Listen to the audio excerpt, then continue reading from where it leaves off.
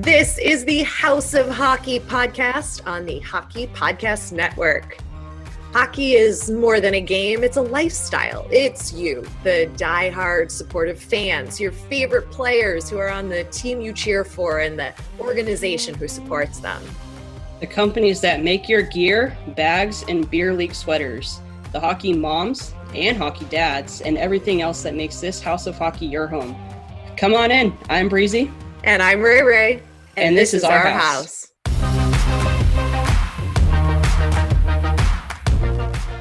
Welcome to the House of Hockey podcast. It is episode 87. I'm one of your hosts, Rae Rae. And I'm your other host, Breezy. And we have a jam-packed episode this week. We do. We had a guest come over to the House of Hockey podcast and do an interview. I think you're really going to enjoy listening to this. This will be coming up a little bit later in the episode because we have some hockey news to talk about. But we talked to James Lightbody, who is the man behind the recreational hockey team called the Texas Dreadnoughts. And the team is actually named after a World War I battleship that lives in Houston, Texas. And you'll hear the whole story about how he took a piece of history and used that as the logo in a way to honor the Texas history in Houston and the battleship and World War I. And it's pretty cool. It's super cool. It's really... You learn a little bit about the ship in the episode. Don't worry, it doesn't get too historic on you, but everything kind of ties together, and he goes over the jersey that they have created and how it ties perfectly into the ship. He actually, he shed a lot of light on the ship and a lot that we haven't even learned on or even knew about, so it was super cool. And I know I'm probably going to end up buying one of those jerseys, so that is sick. And we're doing a giveaway on our social media, so make sure you're following us on Instagram at House of Hockey Podcast. Stay tuned for those details throughout the week to figure out how. We haven't decided what we're going to be giving away with James, but it will be something with the really incredible logo of the Texas Dreadnoughts.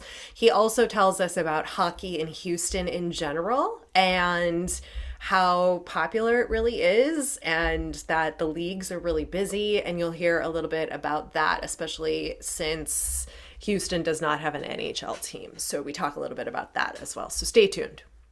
Yes, and let's go over some hockey news. You start. What do you want to start with? Oh, I don't even know. All I know is our boy Matthew Tkachuck spilled the beans a couple weeks ago when he called his little brother Brady captain. And we were speculating. We're like, does this mean something? And the Senators did announce Brady Tkachuck as the captain of the Senators. So that is really awesome. I felt like I was had some inside news for 1 second. I was like, what? But you did. Breezy sent me a screenshot. She's like, do you think he's going to be captain? I was like, I don't know. It looks like it. And that comment hasn't been deleted off that social post. So, yeah.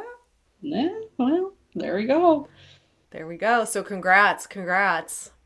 Yes. And I think you should take over the Eichel trade to Vegas. You have quite a few notes there, and I'm just going to let you Well, there's a lot happening with the trade, and I wanted to get the facts right. So Jack Eichel officially traded to Las Vegas, the Vegas Golden Knights.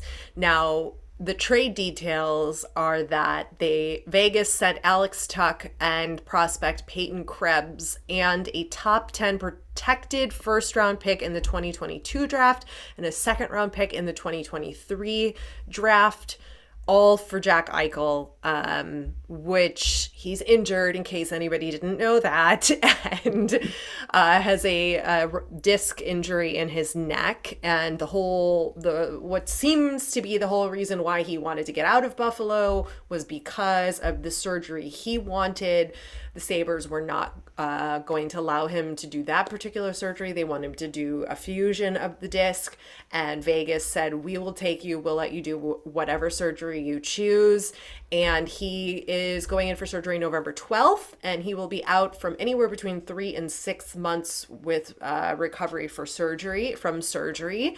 So we wish him well. You know what I didn't realize though? Eichel's only 25. For some reason, I thought he was a little bit older. If he can recover really well from this surgery, and if he can also stay healthy around all the other parts of his body, this could be a really great place for Vegas to have a real stud young star who can bring points and score goals on that top line. So I think it's not a horrible trade. It's definitely a gamble because you don't know what's going to happen with Eichel post surgery and all of those things. But I don't think they would do this if they weren't sure that he would be able to return to the ice. Right. I just don't understand how Vegas keeps getting all of these like top guys. Like, where does the money go? I mean, I know that they're over right now on cap, so that's gonna need to get addressed, I'm sure. But I'm like, how? How does this happen?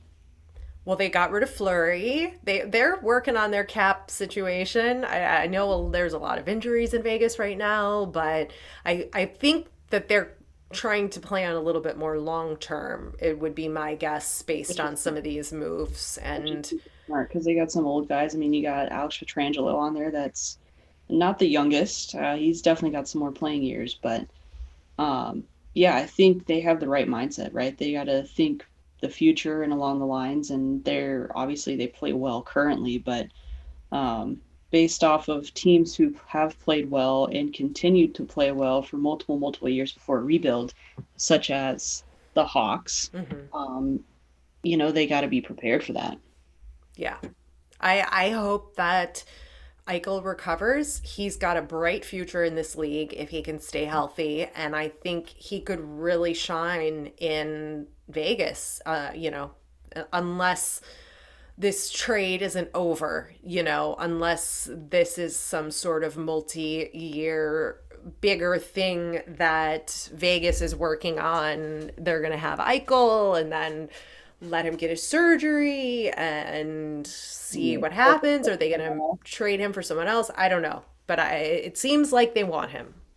It does. It does. So we'll see how it all plays out. I just hope Jack, is getting the surgery that he wants, that he needs, and He can heal is. it. You don't want to see a young player at that, regardless of what people are saying he is in the locker room or, um, you know, anything out of the ordinary. It's you just want to see someone healthy, and he plays good hockey. I mean, I don't know if you saw, they posted like 15 clips of him, like of his best goals, and you're like, yep, that's awesome. Yeah. Yeah. I think that's gotten lost. His skill on the ice has gotten lost amongst all of the news and things that have been happening with this and the surgery and of course the Buffalo Sabres ownership and the different things like that. And he talked about it with John Buccigross from ESPN. He did an interview with him that I was able to watch some of, and he was very understanding of why the organization wasn't comfortable with him getting this artificial disc put in because no NHL player has ever had that surgery. They've only ever had the fusion. And so that's what the organization, at least this is the story that's being told, that's what the organization was comfortable with. And so he wasn't. He's done the research. It's his body. He should get to do what he wants with it. And I support that. Yeah, for sure. For Do you know sure. what else I support? I know what you support, but I just don't want to steal your glory, and I just want you to shout it from all the rooftops. I support the decision from the Chicago Blackhawks interim general manager, Kyle Davidson, to release the head coach of the Chicago Blackhawks, Jeremy Colleton, along with the assistant coaches, I'm guessing Tomas Mittel and Sheldon Brookbank. They have been relieved of their coaching duties. Colleton was with the team for 3 seasons. This was his fourth.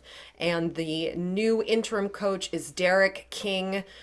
And basically, the statement was they are glad that King is stepping in while they work to rebuild their permanent hockey operations leadership. So I don't know that King will be there, forever, maybe just through this season. I'm sure they're going to be, they've got to rebuild the entire organization, right? We've got to get a new GM. There's like all this stuff going on. I'm sure there's lots of conversations happening, and we all know that a GM chooses a coach and vice, all the way down the line. So I would hope that they're going to take some time, I mean, not a lot of time, but some time to really look at who is the best coach for this current team and what really are their goals besides what they said in their statement, which was, to keep building and growing and winning games. We obviously know that, but, so much has happened, and holy moly, I saw that come down and I was like,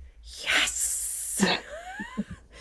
2 seasons too late, in my opinion, but we all know that Colleton was Stan Bowman's guy. And when you're Stan Bowman's guy, you'll stay there as long as Bowman does. And I don't know that, Colleton didn't have anything to do with the scandal that went on, but, Bowman's gone. The team's been playing absolutely horrible. And you gotta start over. You've got to get a clean house. I think really this is like the time. This is the time you start fresh, you start over, you assess what you have in front of you, the players, these are the contracts that are here, and then work towards the future. But I mean, I have nothing against Jeremy Colleton personally. I just don't think he was ready for this position. I don't think he was. Right. Yeah. Well, we'll see. We'll see how it goes. This just happened, so I don't think that the Hawks have too much experience under King at this point when they play the Preds. Yeah. So we'll see. We'll see how this week at least turns out. And with a couple practices under their belt. Yeah.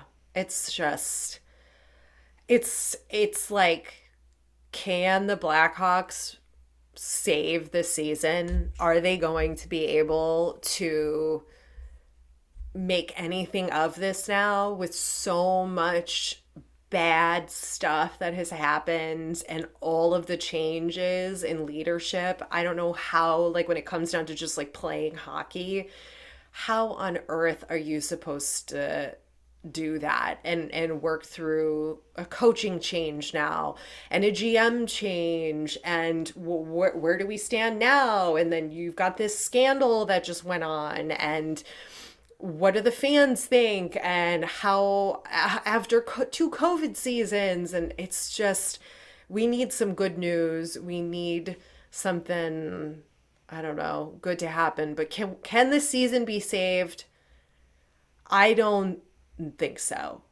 I would be happy if we end with like a 500 sort of season, but I don't even know if we'll get that. And I also think that Kane and Tays will be enacting their move clauses if the coach that is brought in isn't somebody that they think they can work with or that can really make something out of the rest of their contract with the team. I wouldn't be surprised if they were like, I can't, it's over. It's over. Let's go. Call it a day, start over somewhere else, and really, get to play the kind of hockey that they deserve to play. I don't want to see it happen, but I would not be surprised. Yeah. Watch. Vegas will pick both of them up. They can't afford them. They can't afford them. No way. No, I don't know I don't know where they would go, but I mean, that's not something I would speculate about. But I somebody else on Instagram was messaging me and saying, but don't you think Kane would want to try to stay and break records in Chicago because he is breaking so many franchise records? Right. I don't really take him for a record breaking kind of guy. I mean, I could be wrong. He might ride it out and stay with the Hawks for the rest of his career. I could see that happening as well, but I could also see the both of them, depending on how everything plays out over the next couple of months, and towards the end of the season, and then deciding, okay, what are we doing here? Like, Yeah. what's happening with this organization? And is this, do I really want to stick this shit out for another year here? Or do they have 2 more years? I can't remember what it is. There's not a whole lot left. And I know, I know they can enact their move clause if they so choose, but Well, we'll see. we'll see. We'll see. Okay, ask me the question about my fan stuff. Your fan stuff. Oh, yes. So we were talking about this briefly last week after we had ended our episode. We usually just chit chat for a few minutes afterwards. And it came across both of our minds as if you, Ray Ray, are you going to be able to wear your not Preds, your Girl! your Hawks jersey to away games? Like, are you going to be antagonized? Are you going to be, talked crap on for everything going on? I mean, the world is a scary place. People are really rude. Are you going to get stuff thrown at you? Are you going to be, messed with? Asides you wanting to be messed with by by Gritty, Yes. with an unwanted. You don't want to have an unwanted mess with, right? So would you wear your Hawks jersey to any other arena, or do you think it would be a bad move? I'm a little skeptical to wear any Hawks gear until I can get some reports from Hawks fans going to away games wearing their gear and what kind of response they've had. I would like to hope that hockey fans know that it's not something that me, Ray Ray, a Chicago Blackhawks fan all her life, has done to Kyle Beach, and that it is something that the organization has done to Kyle.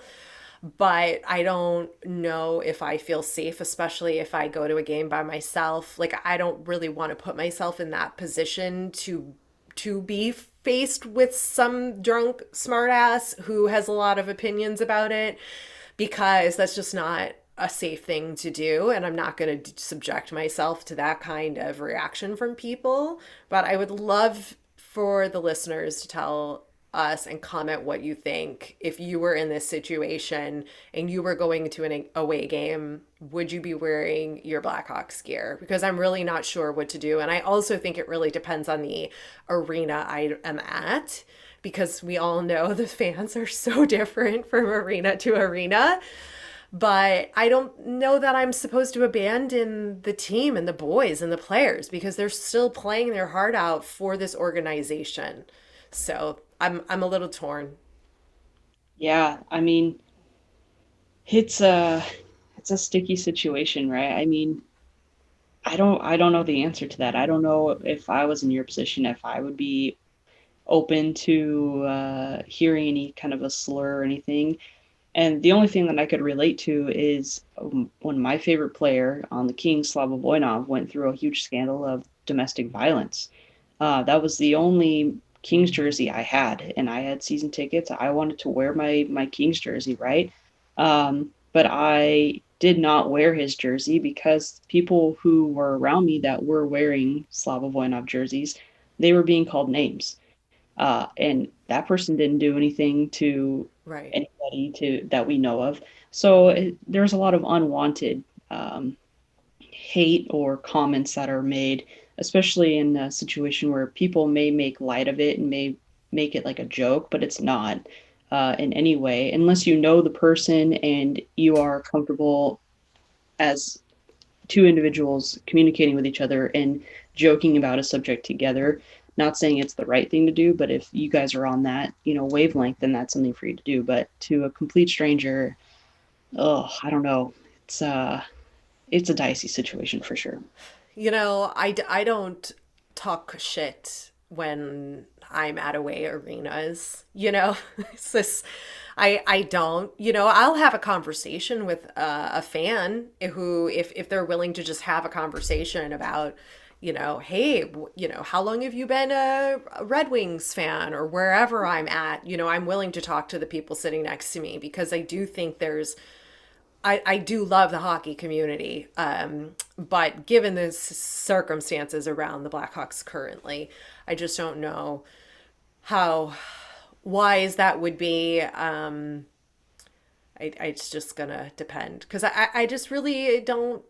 I don't deserve to be mistreated as a fan. No fan does in any kind of situation like this because, you know, we aren't directly involved, but we are indirectly impacted by people who maybe just don't have the best intentions.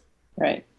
Exactly. So we'll see. We'll see what happens. But if anybody listening has any opinions, questions, concerns, thoughts, Advice? advice, for anything, reach out to us. We love to talk. And I don't know, maybe we'll address something else on the pod or share your thoughts here. And I don't know, we like answers. We like thoughts, opinions, advice. We like all that stuff. Let's send it on over into our interview with James of the Texas Dreadnoughts. Dun dun dun.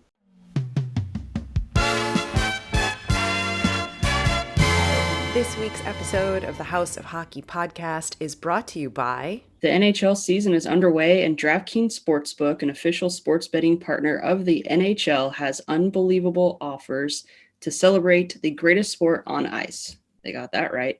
New customers can bet just $1 on any NHL game and win $100 in free bets if either team scores a goal. Doesn't matter if it's a one-time clapper or a deft deflection. However they light up the lamp, you'll win. If Sportsbook isn't available in your state yet, DraftKings won't leave you empty-handed. Everyone can play for huge cash prizes all season long with daily fantasy sports contests. DraftKings is giving all new customers a free shot at millions of dollars in total prizes with their first deposit. Download the DraftKings Sportsbook app now and use promo code THPN. Throw down any $1 on any NHL game and win $100 in free bets if either team scores a goal. This week, one puck in the net gets you a big win with promo code THPN at DraftKings Sportsbook, an official sports betting partner of the NHL. Must be 21 or older, New Jersey, Indiana, or Pennsylvania only, new customers only, minimum $5 deposit and $1 wager required. One per customer, restrictions apply. See DraftKings.com/sportsbook for details. Gambling problem? Call 1-800-GAMBLER.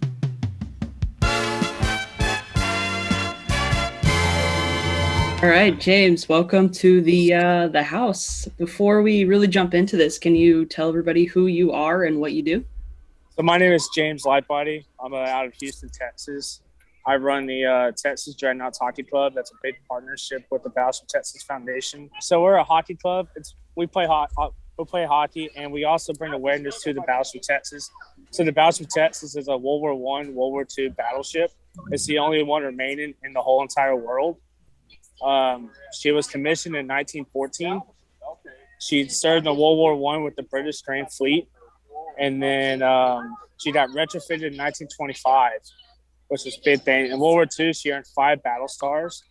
So she did merchant escort duty. I don't know if y'all know about what happened in the Atlantic, how the German U-boats were big, powerful in the Atlantic, and they were taking out all of our supply ships. Well, they sent battleships and stuff out there to help, protect them. So they sent the Battleship Texas out there first, and she earned her first battle star in 1942 off the coast of North Africa. So she basically she supported an amphibious landing with her big guns. Her second battle star was at Normandy, the D-Day, June 6, 1944. Her third battle star was Southern France, and then she went and fought in the Pacific War Theater, War Pacific, and earned her fourth star at Battle of Iwo Jima, and her fifth and final one at Battle of Okinawa. So in 1948, she was converted. She was brought to Texas as a museum. So she's been in museums since 1948.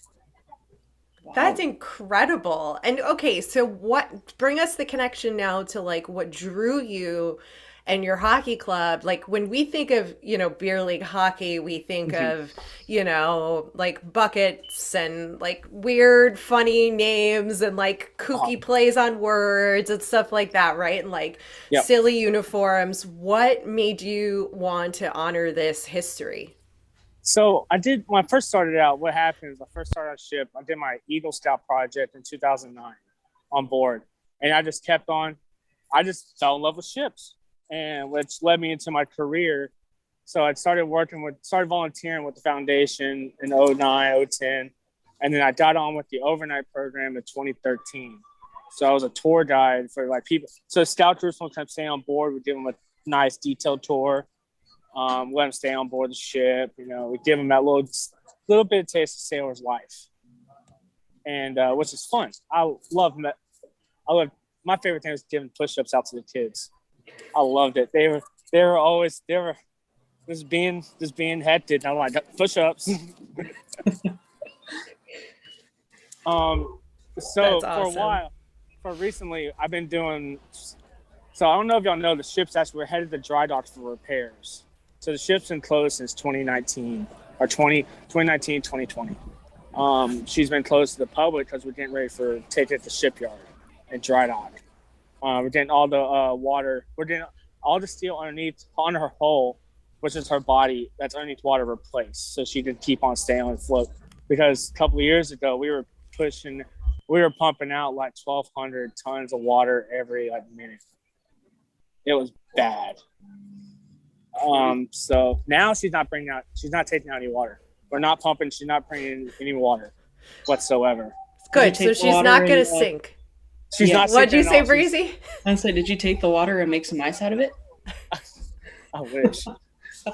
That would be fun. So I've been doing a lot of public relations events. I'm gonna say bring awareness. Trying to get some fundraising going. And I was like, what is a good way what's another area that we haven't hit? Like we can do all these public relations events. So what's another thing? And I love hockey. I love Battleship Texas. I got tired of being drafted last in our league. So I was like, let's make my own league, my own team. And so that's where it happens. I just went to the foundation and we're on board and we bought the first set of jerseys. And it's been a hit ever since. People think we're pros. It's so funny. I get so many like DMs on our Facebook page. When's tryouts? My favorite one is what radio station y'all broadcast on? I was like, oh my gosh.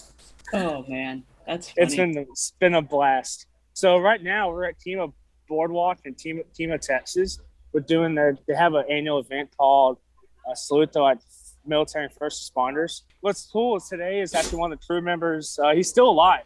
He's a crew member's 100th birthday, so we have a big sign right here. Whoa. They did a party on board the ship yesterday, and what's cool is we actually ordered him a Dreadnoughts jersey. So is he wearing it? He wore it. I have photos. I'll send it to you. Yeah. I have photos of him wearing it. But here's what's cool. So we actually have an anti-aircraft gun on a trailer. That's pretty cool. I get to tow it around. It's fun. I'm the guy who tows it around. So it's fun getting the looks. I towed it all the way to Austin, Dallas. So yeah, there's a big old anti-aircraft gun. It's fun. All the looks I did. So are you also recruiting hockey players when you're at these events doing press? So it's hard to find hockey players in Houston, but once we do, we try to. I haven't successfully recruited somebody from my booth. It's usually a bunch of my friends who want to play. So it's good. And what about the ice? Tell us about the ice in Houston. Like, is there a lot of like rec ice available? So Houston, we have 4 rinks. One rink usually has 2 sheets, but it's down a sheet right now. So technically, we have 4 sheets of ice. Okay. And we have 1 roller rink. All right. Well. So I don't mind roller hockey. That's fun. Yeah. It's hot. That's fun. So what is hockey like in Houston? You said there's not a lot of hockey players, but is there, I mean, do you have people that come out and watch you guys? Who do you play against? So I usually have, so I have like 3 rosters I usually use. So we have we play in, so I have now we play in 2 leagues. We have Sunday night. It's called the Peter Vulia Old Hounds League. It's named after one of our guys who actually helped me bring the Dreadnoughts to life. He passed away a couple of months for cancer, so we renamed the league for him. Great guy. I retired his number. He bought a Dreadnought jersey, so I retired it. That's awesome. So we play in that league Sunday night. So I have a game tonight, 8:50. After doing all this for 2 days, I have a game tonight. And then we play roller hockey. We started doing roller hockey. Somebody asked to bring the Dreadnoughts brand into it, and we did. And they're crazy with the jerseys. This is where half of these specialty jerseys came from, but I love it. Can't wait to show them off. There's a couple of wild ones that nobody's seen yet. So the Houston hockey is not actually, it's a sleeper. So people think it's bad, like nobody here, but it's actually, that's a leads every night. There's leads every night, different levels, not all the way novice to double A. I mean, it's good. And that's without even having a team here.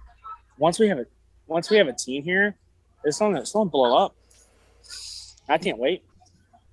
That would be because do you cheer for the Stars? Like, who is your hockey team? Like professional? So my NHL team's Stars. Okay. I can go Stars. I'm second backup. I know y'all are a big fan on multiple teams. Wait. I know. Only Breezy is a fan of multiple teams, not this girl. Don't get it twisted. I'm a one-team girl. I'm monogamous with my NHL teams. Did you see Fleury's new mask? I did, and I think it's incredible and a great way to really show that the organization does actually honor the Native American heritage. Mm-hmm. And I love that Fleury really brought that to the table. But go ahead. I didn't mean to jump down your throat, but I have to set that record straight here. I've been listening to a couple of y'all's episodes before this. Okay, good. So who's your second and third team since you fall into the Breezy category of fandom here? I mean, you guys. I like the Rangers when they had Lundqvist, just because it's Lundqvist. But I'm all over. I can cheer for anybody. I like the Stars, but they're my number one team. I really love minor league hockey. So who do you follow?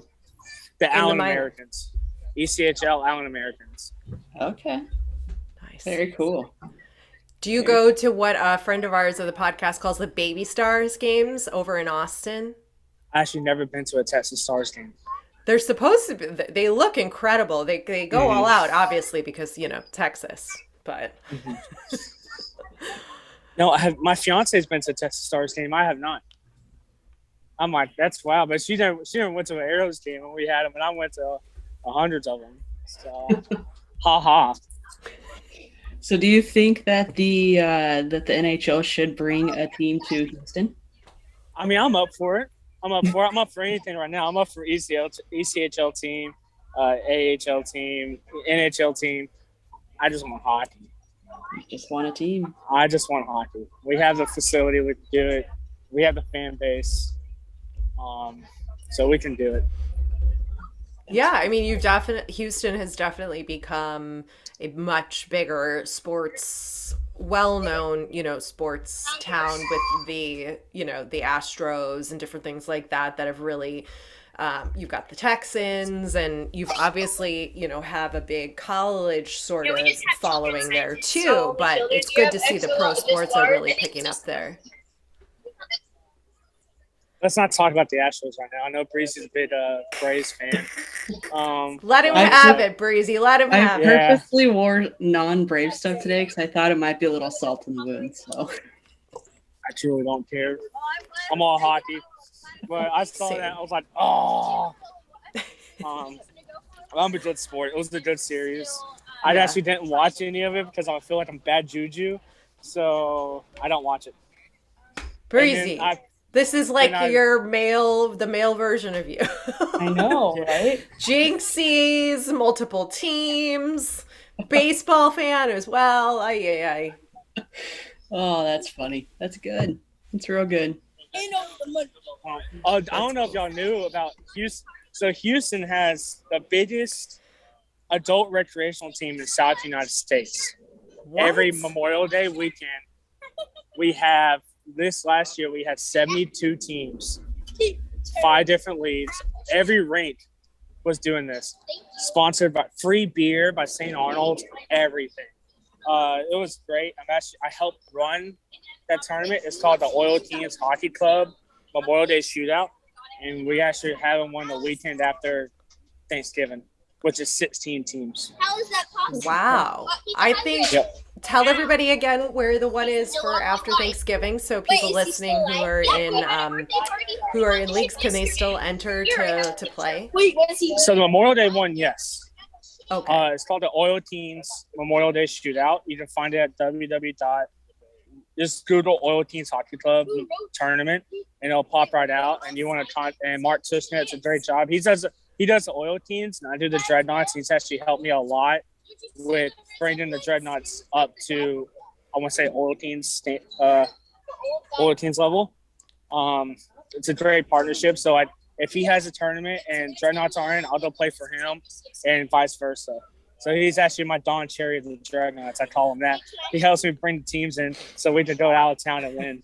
Well, I think it's exciting to hear about hockey happening in markets that aren't, carrying an NHL team, and hear that it's there and there's fans and then there's leagues and there's people playing hockey every night. I mean, that's great for the sport. Yes, ma'am. Sorry, yeah. I was selling merchandise also just now. That's okay. You're doing this in the midst of all the stuff, and we appreciate it. Did you sell a jersey or what? I have not sold a jersey this weekend. They're kind of hard to buy. So yes, our Dreadnought jerseys are good lead. Our Dreadnought jerseys actually you can order your very own, and the proceeds go towards restoration of the Battleship. So we have our 2 ice jerseys. And we have 1 roller jersey that's up right now. And we're going to have 3 that is not going to be available on the website because we don't want to overfill the website with hockey jerseys. So, cool. But no, I've probably ordered, I think I did a calculation in the past year, I've ordered like 100 blue jerseys. And the blue jerseys are sick. I love them. They're really cool. That was the first one. I was like, dang, we can get one jerseys in time for the pod, but there's mine. I know so it's blue. So what's cool is we have some neat little facts about this. So I don't know if you remember we talked about earlier, we have 5 battle stars.